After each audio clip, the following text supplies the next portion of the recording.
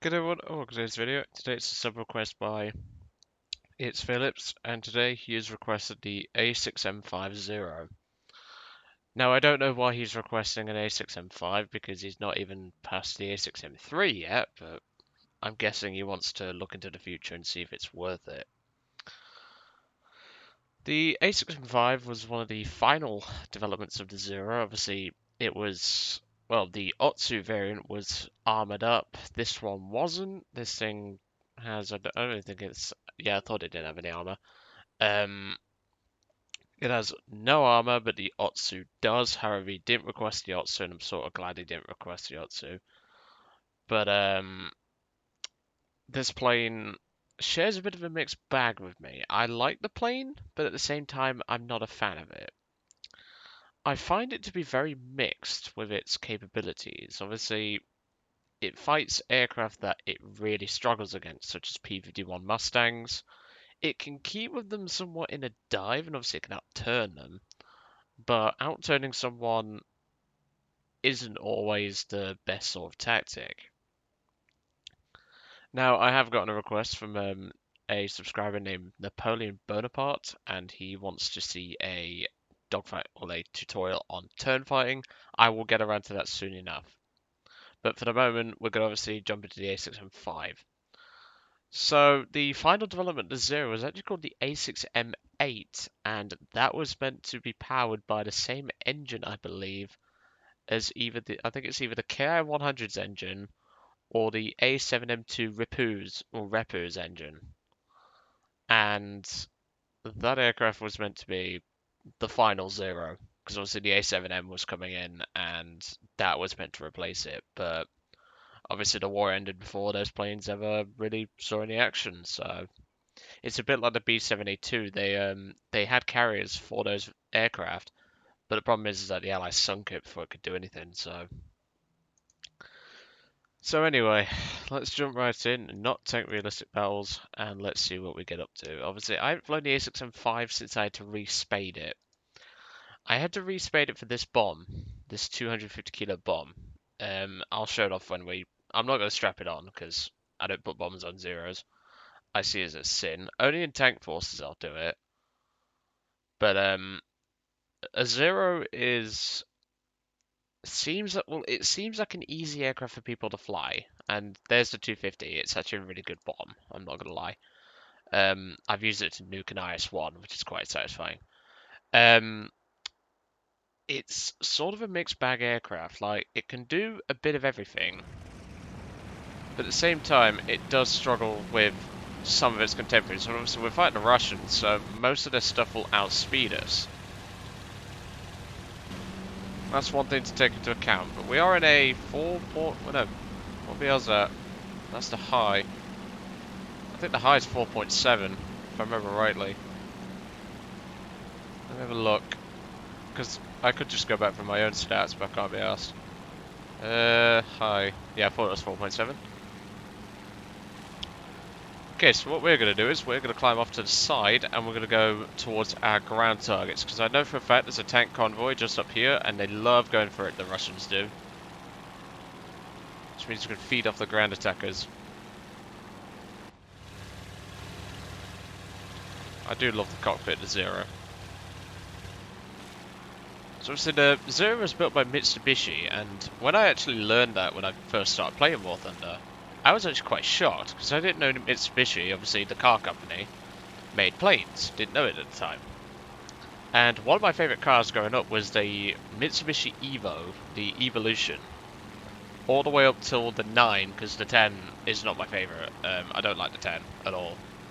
It looks cool, yeah, but I'm just not a fan of the 10. For me, it's all about the Evo 8. But growing up playing games like Need for Speed, I had games like, I had cars in that game such as the Nissan 350Z, the Mitsubishi Evo, the Subaru Impreza, and I didn't actually know Mitsubishi made planes, as well as obviously plane engines.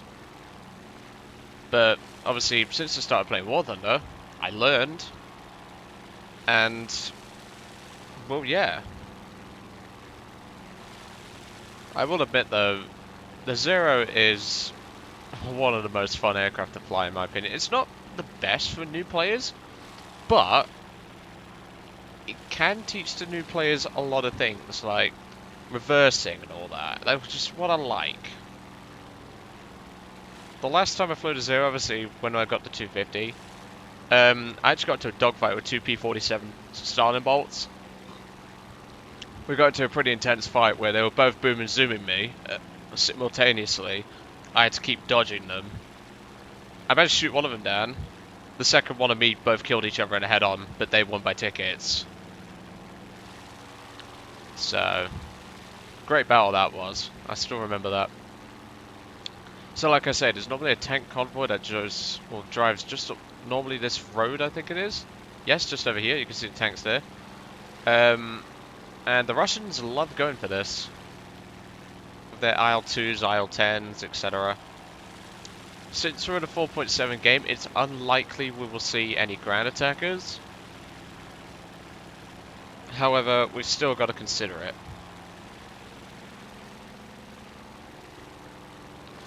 The Zero has actually got a really good climb rate, and people would normally knock the Zero for being crap in a climb.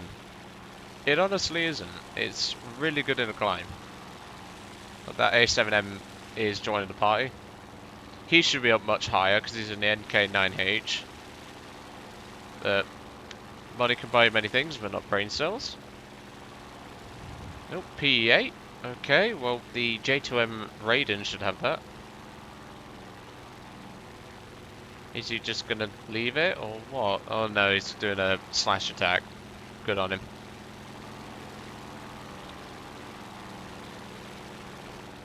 Dealing with PE8s is actually not that bad in Japanese aircraft. It's the fighters you've got to worry about, such as LA7s, Yak-3s. They can be a bit of trouble. You can out-turn them, no problem at all, but turn rate doesn't mean everything. You need speed.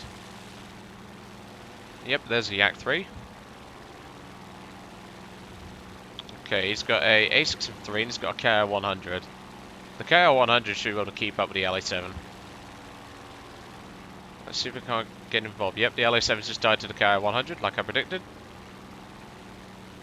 Now, I don't know what this KI-61 is doing, but he's doing the complete wrong thing when it comes to engaging the Yak-3. The Yak-3 will most likely try and engage us, because we have an angle now. I haven't led Japanese 20mm in a while, so I do apologize for my crap aim in advance. That's a good sparking hit there. I don't know why I said sparking hit. Sparking hits are normally bad. Right, he's done for. Just gonna put in chat, Yak-3's done, because you are gonna get kill stealers. And look at them, 3 of them, 4 of them, diving to steal it. What a bunch of idiots. Oh, someone's trying to impersonate Bowtime Gaming, it seems. There's a Starling bolt. That is priority target. A Starling bolt in the right hands is a very dangerous aircraft to Japanese teams. I might be able to spike him from underneath. Got him. Okay, where's that Yak-3? There he is. I-185 up there, probably a M71. Yep, he's engaging with the Yak-3. He's about 4,000 feet above us. Now, if he plays his cards right, he can basically handle us all. Okay, just looking around.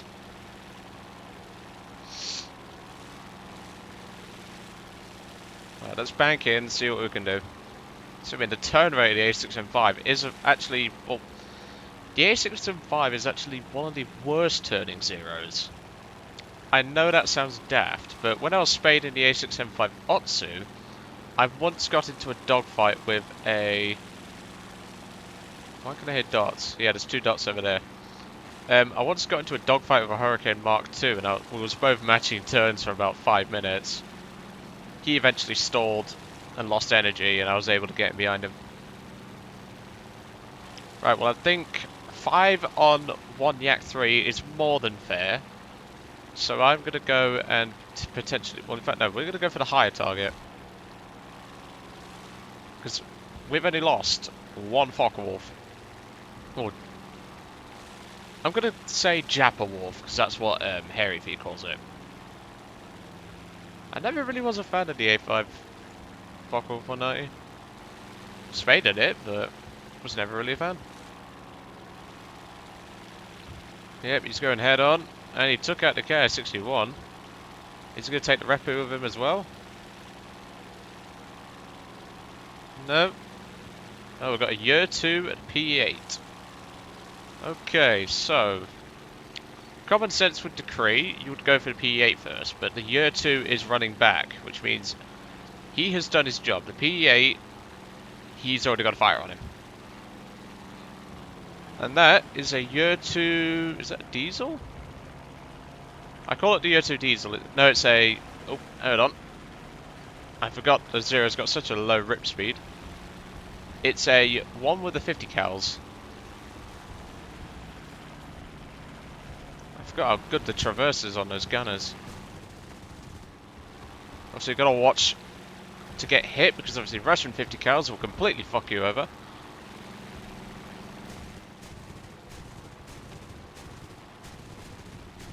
Oh, that's a good hit. Nope, we're down to 7.7s. Okay. What we'll do is now we will let the A6M5 have a crack at him. Because with 7.7s, you're severely unlikely to kill a year 2 bomber. We'll try, but his aim's a bit crap, isn't it? I say that, and I get frickin' sparked in the fuel tank. That is a vital lesson, and don't open your mouth. That's not good. Yep, that's not good at all. Ouch. I just had to jinx myself, didn't I? We should get the assist on that guy. Did we? Yes, we did. Oh, I need to shut my mouth sometimes. Oh, that'll teach me a lesson. So, not a bad game for the A6M5. Like I said, don't take a hit. As you can see, 150 cal just completely tore my ass apart. That'll also teach me a lesson to never open my mouth and get cocky. It was like when I did the Hargo Commander review. Yeah, that will teach you to never open your mouth and get cocky over something. So, sorry for this being a bit short, but yeah, whatever. We got a couple of kills, we got the assist on the year. That's what that matters to me. I'm not bothered anyway because I don't really fly the A6M5 anymore. So, it was a good game either way. And also, teaches me a vital lesson. But anyway, I'm going to let you guys off. I hope you enjoyed today's video on the A6M5, and I will see you all on the next one.